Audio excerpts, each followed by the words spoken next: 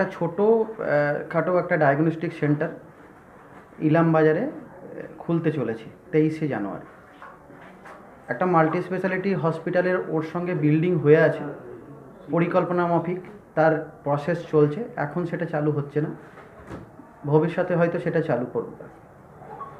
তো এই ডায়াগনস্টিক সেন্টারটা করার পেছনে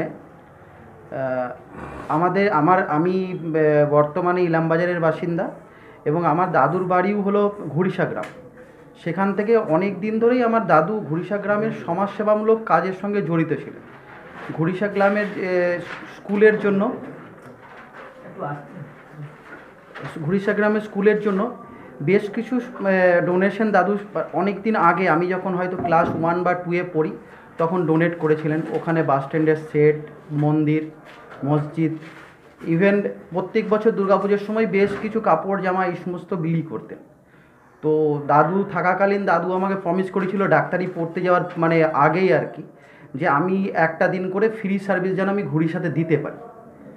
তো এমত অবস্থায় আমার একটা পরিকল্পনা ছিল যে যেরকম বড় বড় হসপিটালে আমি আগে কাজ করে এসেছি, দুর্গাপুরে কর্পোরেট হসপিটাল, ব্যাঙ্গালোরে যে হসপিটালে কাজ করতাম, দুর্গাপুরে যে হসপিটালে কাজ করতাম, অন্ধ্রপ্রদেশে যে হসপিটালে কাজ করতাম, তারই যদি বড় ভার্সন না পারি, ছোট একটা ভার্সন যেটা আমি ইলামবাজারে রাখবো, যেটা মোটামুটি একটা কর্পোরেট লেভেলের হসপিটালের পরিষেবা নর্মাল জনসাধারণ জনমানুষকে একটা সুলভ মূল্যে তাদের অ্যাফোর্ডেবল প্রাইসে আমি দিতে পারি, এবং কোনো পেশেন্ট যেন আমার কাছ থেকে ট্রিটমেন্টে যেন ফেরত না যায় আর কি।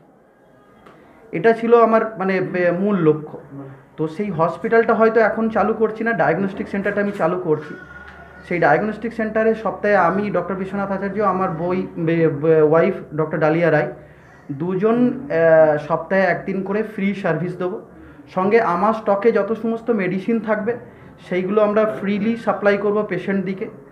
সঙ্গে যে সমস্ত টেস্টপত্র করা হবে চেষ্টা করব যতটা কম প্রাইসে করা যায় ততটাই কম প্রাইসে করার। এবং কিছু কিছু পেশেন্ট থাকবে যদি যে কোনো জনপ্রতিনিধি দ্বারা যদি রিপ্রেজেন্ট করা হয় যে সত্যিকারেই গরিব বলে, এবং আমরা যদি বুঝতে পারি সত্যিকারেই গরিব বলে, তাহলে একদম আমাদের যেটা কস্টিং প্রাইস বা যেটা সেই প্রাইসে আমরা সেই পেশেন্টকে পরিষেবা দেওয়ার সুযোগ করবো আর কি। কোনো এরকম বলছি না যে এই পার্সেন্টেজ ডিসকাউন্ট, এই ধরনের কোনো প্রোপাগান্ডা বা এই ধরনের কিছু বলছি না। সুলভ মূল্যে যেটা পেশেন্ট অ্যাফোর্ড করতে পারবে, কিন্তু আমার কস্টিং যেটা হয় সেটা করে আমি সেই ডায়াগনস্টিক সেন্টার থেকে আমি কিছু কিছু পেশেন্টকে আমি দেওয়ার চেষ্টা করব। তাছাড়াও জনপ্রতিনিধিদের দ্বারা আমি আমার এই ইনঅগ্রেশনের দিনে বিভিন্ন জনপ্রতিনিধি এবং যত পার্শ্ববর্তী যত ক্লাব আছে, ক্লাবের সেক্রেটারি, সভাপতি, সবাইকে আমরা ইনভাইট করেছি। কোনো গ্রামের কোনো জনপ্রতিনিধি হলো, কেউ শিক্ষক হলেন বা কেউ হলেন যে গ্রামের, তাকেই মেনে চলে, তাদের দ্বারা কোনো তাদের কোনো রেকমেন্ডেশন লেটার এলো, তো আমার ম্যানেজারবাবু থাকবেন, ওনাকে বলা আছে, উনি আমাদের মেম্বার, বোর্ড অফ ডিরেক্টর মেম্বারের সঙ্গে কথা বলে তাদের যতটা করা যায় খরচ খরচা ততটা কম করা হবে। এটা তো তার গেল খরচ খরচার দিক থেকে। এবার ব্যাপারটা হলো যে এই আমার ইলামবাজার একটা অত্যন্ত ছোট্ট গ্রাম, এটা মিউনিসিপ্যালিটিও নয়।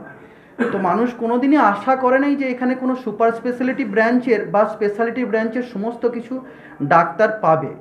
তো আমার সেন্টারে প্রত্যেকটা ডিপার্টমেন্টে, যেমন ইএনটি স্পেশালিস্ট রয়েছেন ডক্টর শুভেন্দু ভট্টাচার্য, ডক্টর সব্যসাচী রায় রয়েছেন গোল্ড মেডেলিস্ট মেডিসিনের, আমি নিজে ব্যক্তিগতভাবে সার্জন রয়েছি, এছাড়াও আরও সার্জন রয়েছে, দুজন অর্থোপেডিশিয়ান রয়েছে যারা দুর্গাপুরের বড় বড় হসপিটাল, মিশন হসপিটালের সঙ্গে যুক্ত, দুজন এমডি রেডিওলজিস্ট রয়েছে। এমডি রেডিওলজিস্ট খুবই কম পাওয়া যায় ফটো করার জন্য। ডিএম নেফ্রোলজিস্ট কলকাতা নারায়ণ হৃদয়ালয় থেকে হসপিটাল থেকে আসছেন, ঠিক আছে। এছাড়াও কার্ডিওলজিস্ট রয়েছেন। সমস্ত স্পেশালিটি এবং সুপার স্পেশালিটি ব্রাঞ্চের ম্যাক্সিমামটা আমরা ওই আউটডোরের মাধ্যমে এখন দেওয়ার আমরা চেষ্টা করব। এরপরে যদি ভবিষ্যৎ সাথ দেয় আর সময় সাথ দেয়, তাহলে আমরা হসপিটালটাও শর্টলি চালু করব, এটাই পরিকল্পনা। আর এই করতে যেয়ে আপনাদের সাথ দরকার আর কি, যেন মানুষের কাছে আমরা পৌঁছাতে